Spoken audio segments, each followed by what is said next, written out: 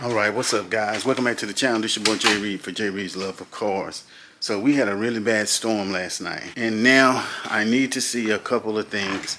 I pulled my car cover off, blanket car cover. The storm was really bad and it was hailing so bad it was absolutely ridiculous. So now I gotta see if there is any damage, because let's face it, although this is the only car that I have a car note on, you would think it would be in the garage, and we know that ain't moving. And I actually drove the vet yesterday. You gotta watch the previous video for that, because there's some bad news on it. So anyway, the car was outside, and now we need to see if there's any hail damage. Now, from preliminarily looking at it, for when I took the cover off, I don't see any damage at all. Now the thing about that hail damage, or that hail, it is absolutely brutal listening to that. I popped the garage door up because I didn't have the car cover on it at first. I popped the garage door up and all I could see was pow, pow, pow, pow, pow, pow. It literally sounded like somebody was throwing rocks at my car with a car note. It was so bad. So I came out here in the rain to try and cover it up and do something. And the best I could come up with, which I don't even know if it helped, but by the time I got this on there, the hail had stopped. So, I mean, this provides a little bit thickness, and then I put the car cover on top of it. I'm gonna have to figure out something, because I may have been saved this time, but that does not mean I will be saved again. I don't know. I just don't know nothing. That's terrible. Is that the tent? I think that's in the tent. Or maybe I just didn't notice that. Scratched up. But anyway, as I look on it, I don't see anything. I think I may have made it out safely. But for right now, what we're gonna do, because we gotta do cold starts. I haven't started it up today. I'm trying to do some more work on this AC.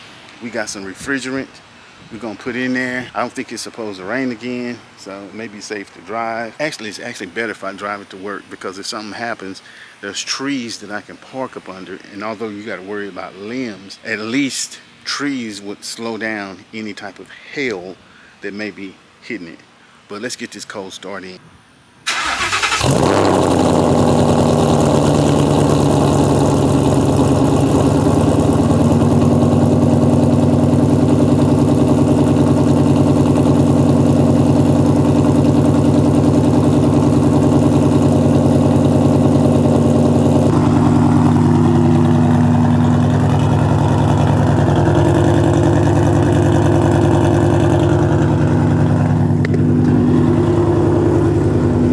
Like that. So anyway, that's the AC port. We're gonna test it out, play with it a little bit. It's kind of what I'm fixing to do now. Love the way this looks.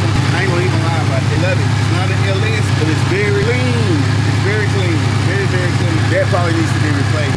There's still a lot of stuff I need to do. I need to get an oil change. The oil still looks good, so maybe the dealer changed the oil when they got it. I need to test out this. Need to do some more troubleshooting on this AC. Be back. All right, I'm pretty sure it's low on refrigerant. Stop playing. I'm gonna stop playing with it. I'm gonna put this refrigerant in. It shouldn't rain no time soon again. So we're gonna drive it to work tomorrow and see how long it lasts.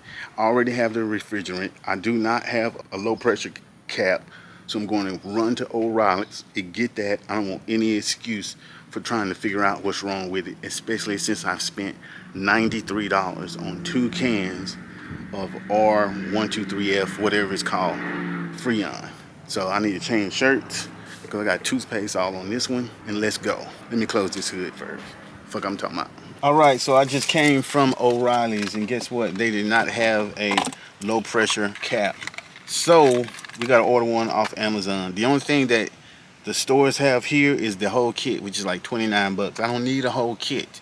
Just want that one low pressure cap. So we're gonna have to order some off Amazon and pick this up then, because I don't want to put the refrigerant in there. So I may just order that too at the same time, so at least I won't have to wait for that to come in, if that is the case. That can't be too expensive, right? We'll try these easy things first before we take it to the shop and try the hard stuff, because we still got to do something about that transmission. I so want a Power Glide. I can't even tell you. I so want a TH400. I can't even tell you.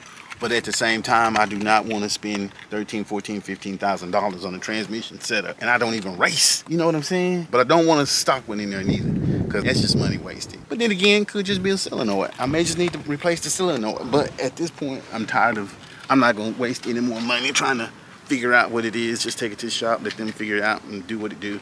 It may be an opportunity for me to actually upgrade the trans. Yeah. Okay guys, so it's a whole nother day and we still back out here with the old Mustang GT. What are we doing? We fixing to finally, well, I say finally like I've been putting this off a long time. It's really only been like a week. We fixing to get out here and teeter with this acquisition to see if we can figure out what the problem is. So the first thing we're gonna do, and we got the tester.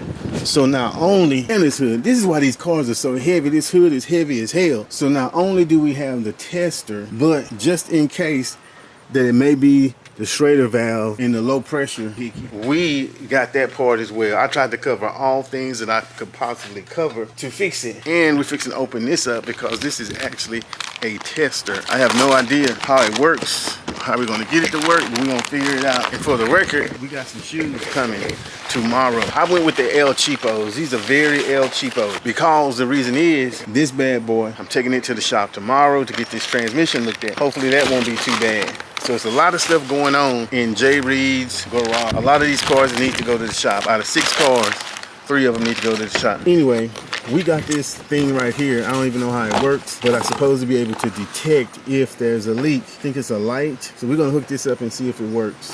I gotta read the instructions first though before I do that. So let's get out this sun and do that. Give me some light on me that way before I do anything else. Okay, so this is the tool, but it looks like I cannot do anything with it until I charge it up. And then you detect the leaks. I was hoping I could use this tool prior to putting $93 in the car just for it to come out. But it doesn't look like I can. So we got the batteries in there. I have no idea how it works. Beepity beep, boppity bop. We got the Schrader valves right here. Hope that's not an issue. Not going too much worry about it.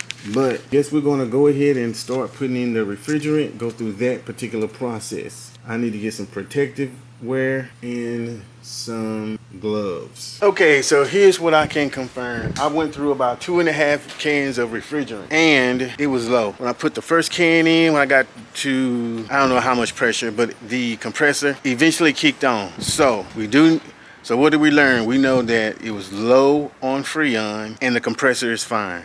Those two are good things. Now, just because it now works, that Freon had to go somewhere. It just didn't magically disappear. So there's a leak somewhere. We're gonna see how long that lasts. And that was $100 well spent, because number one, I'll be cool for a few days at least. And we've kind of eliminated the fact that the compressor is bad. I went through the fuses. All the fuses are good.